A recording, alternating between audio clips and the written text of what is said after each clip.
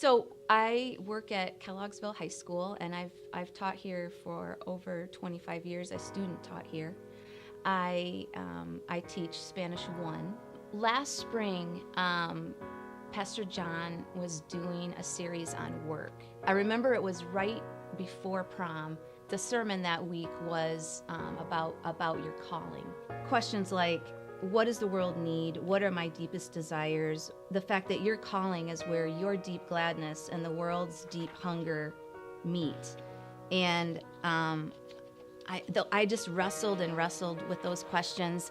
And, with prom being right around the corner, I thought that what if the cost of a dress didn't get in the way of someone having a really special night at a dance? All right, so the boutique is a place where girls can come in and pick out dresses for both at homecoming time and then at prom time. Again, no cost for them at all. There's an array of dresses, and they just can come in. We set it up this year about 2 weeks before homecoming, and there was a place that they could try the dresses on, see what they thought. They had their friends come in, see what they thought, and they could just take them with them, and off they went, and no cost to them, and I had lots of donations. The first year, I started just asking my friends that I knew that had daughters that were done with their dresses and just hanging in closets, and a lot of my friends asked their friends, and then those friends, and people got excited about it and wanted to, well, some of them just wanted to get them out of their closets, and we're just excited about giving them to kids that they thought might really want to use them. And then, so it started with just the Kellogg'sville staff and then in other buildings. This year, I put it on the Journey Women's page. And then I went to Riley and said, I kind of thought maybe if I could get the teens and in student ministries involved, if they had any dresses that they were done with, that maybe they would want to donate those as well.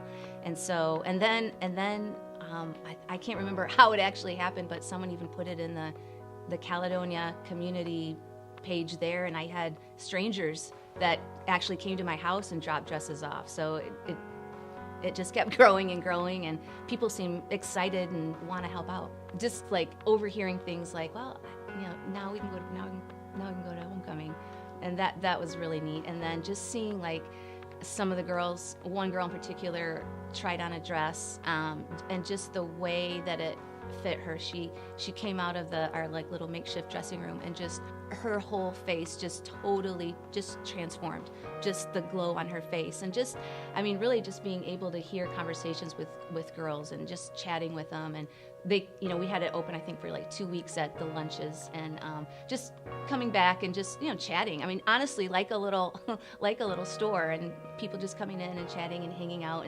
And by the end, they'd come out and their friends would be there, and then they'd be, excited to have their dress on, and it, looked really great. And then we'd say, so are you saying yes to the dress? And it was really cool. The first year thinking, there's not really enough time to do this. Don't know if it's going to work. It hadn't been done, just doing something that hadn't been done before. There was that, I don't know if it's going to work. It could totally flop, just thinking about a failure. But I don't know, that just really didn't hold me back. And I mean, I guess too, like having the people, my coworkers, my friends around me, like being so positive about it, and like, I want to help you, like just, there was no reason not to just go forward with it. I would say take the first step. It'll get a little easier once you take that first step.